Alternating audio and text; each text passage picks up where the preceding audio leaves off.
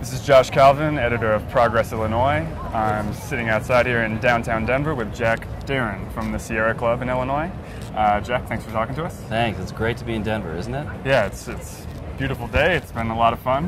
It has. And we're in the home stretch. Yeah. So what's your impression from environmental angle of the convention so far?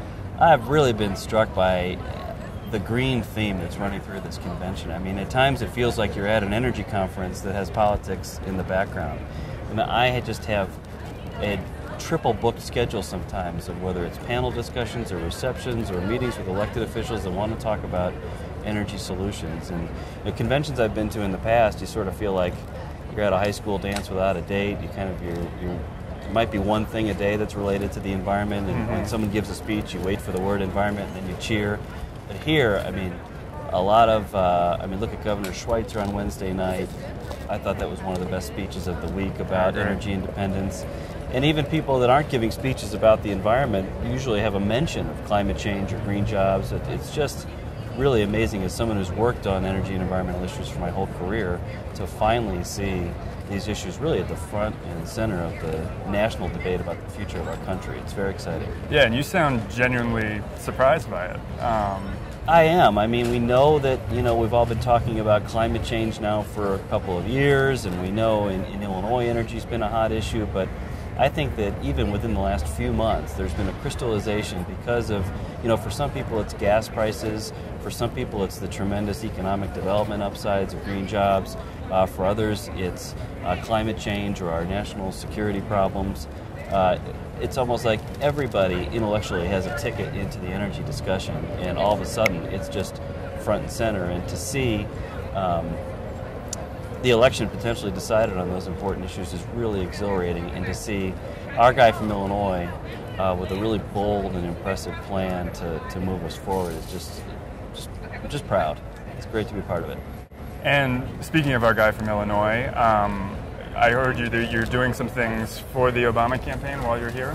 I'm a volunteer energy and environment advisor to the Obama campaign, and we've been working to represent the campaign's message on energy in the events around town, specifically briefing the state delegation, breakfasts, so that they know when they're getting questions about some of the hot button issues like offshore drilling or like renewable energy, that they know not only what Barack's positions are, but why he took them, and what ways to talk about them are to the public. Because we know that McCain is pulling the wool over some people's eyes here, and Democrats nationally, at least in presidential elections, have tended to own the environment as an issue. But I think McCain, a lot of people think that he's pretty good on the environment, and I think that's a statement as much about how low George Bush set the bar by denying that climate change even existed. So if John McCain can say, I believe in global warming, that kind of looks to some people like a 180, and this must be a pretty green guy. Well, it's good that he believes in global warming. Welcome to the world, John. But there's no plan to solve it. The energy answers are straight out of Exxon's playbook. So I think our job as Democrats is to use the next 70 days to make those contrasts clear, that we've got a plan to help people in the short term with this crisis, the long term to make sure we never have to face it again.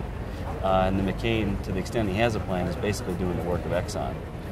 And so as you're going around, and I don't know how many state delegations you've met with, but I'm sure you, working at the state level in Illinois, have an impression of other states and their environmental policies. I mean, where do you place Illinois in terms of its policies and... It's really exciting to be from Illinois and see, in these national discussions about where the country needs to go, some of those things we've done already and have helped them seem possible for the country.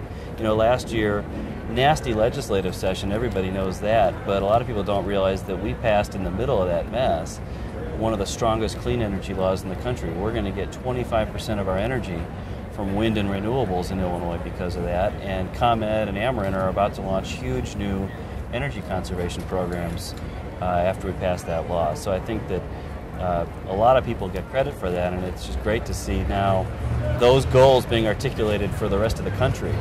25% renewables by 25 is Barack's goal for America. Energy efficiency is a huge component of his plan. And doing it in a state like Illinois, which traditionally has been a huge coal, nuclear state, we've got a lot of people, a lot of industry.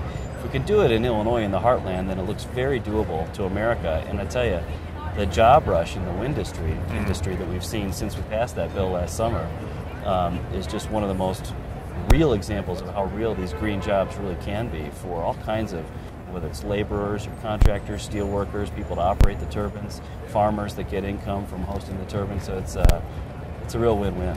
And then the next step I hear, I mean, I was reading about this yesterday, is getting the electrical grid up to par. I mean, I've heard that there's some issues with capacity as more wind power is brought online. That's right, because a lot of the best places to make electricity from wind and solar are not the places where we've made it from coal and nuclear. So in Illinois, we got a lot of transmission lines because we've had a lot of power plants. But if you look, for instance, at the huge wind potential in the high plain states, the Dakotas, for instance, how do you get that wind to the cities that need the power? The solar potential in the Southwest. I mean, you could really power 100% of America's needs if you could tap into the solar in the Southwest and the wind in the upper Midwest. But getting that power to the cities that need it is still an issue. All right, Jack. Well, thanks so much for talking to us. Thanks. Have a great time.